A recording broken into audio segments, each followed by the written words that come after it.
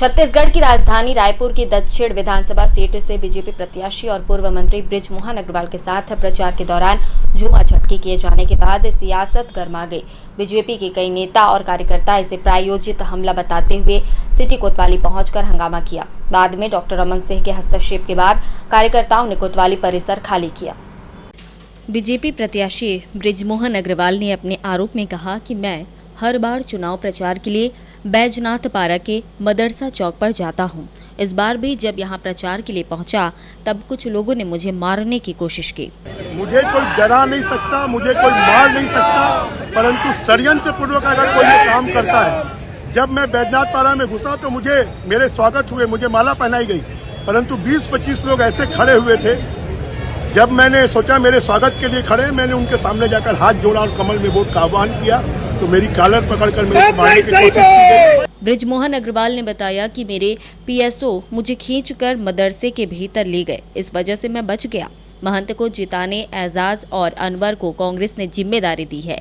बृजमोहन ने कहा इस घटना के बाद अब जनता उन्हें सबक सिखाएगी। कार्यकर्ता और मेरे पीएसओ नहीं होते तो शायद मेरे साथ क्या घटना होती। और मैंने मदरसे में जाकर शरण ली और मदरसे के लोगों ने मेरे लिए दुआ भी की। इस बार के चुनाव में क्योंकि कांग्रेस के गुर्गे और कांग्रेस के गुंडे और मुख्यमंत्री के खास लोग जिन्होंने इफरात पैसा कमाया है, उनको गुरूर हो गया है और वो गुरूर उनका टूटेगा।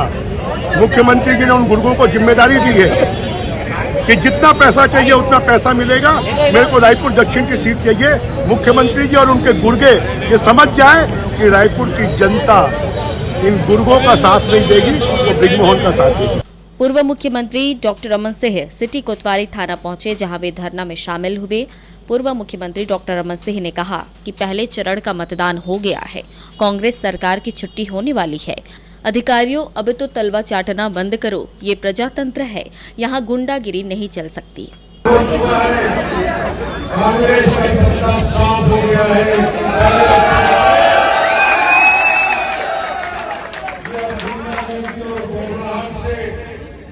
राजनीति हिंसा से, तुष्टीकरण की राजनीति से छत्तीसगढ़ का माहौल बनाना चाहते हैं। ऐसे तत्वों को हम चेतावनी देते हैं। ज्यादा भूपेश और भूपेश की पुलिस और प्रशासन, अब 20 दिन बाकी है। 20 दिन के बाद भूपेश बघेल की छुट्टी होने वाली है। वहीं बृजमोहन अग्रवाल के आरोप पर मुख्यमंत्री भूपेश बघेल का बयान सामने आया है। सीएम भूपेश बघेल ने कहा कि बृजमोहन पर कौन हमला कर सकता है। बृजमोहन वो आदमी है जिससे डरकर नरेंद्र मोदी टेबल के नीचे छिप गए थे। नरेंद्र मोदी उस समय पर्यवेक्षक बनकर आए थे। बृजमोहन अग्रवाल से सब डरते हैं, उन पर हमले की घटना प्रायोजित है। बात यह है कि बृजमोहन अग्रवाल पे कोई हमला कर सकता नहीं। वीडियो दिख रहा है, उसमें तो खुद ही धक्का मार रहे हैं।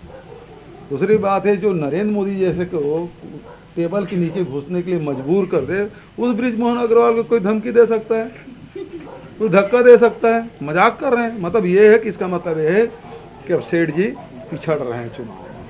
इधर इस घटना के बाद बृजमोहन अग्रवाल समेत उनके समर्थकों ने कोतवाली थाने का घेराव कर दिया। कार्रवाई की मांग को लेकर थाने के बाहर बड़ी संख्या में बीजेपी कार्यकर्ता मौजूद रहे। देर रात एफआईआर दर्ज करने के बाद बृजमोहन अग्रवाल और अन्य भाजपा नेताओं ने प्रदर्शन को समाप्त कर दिया। Bureau report.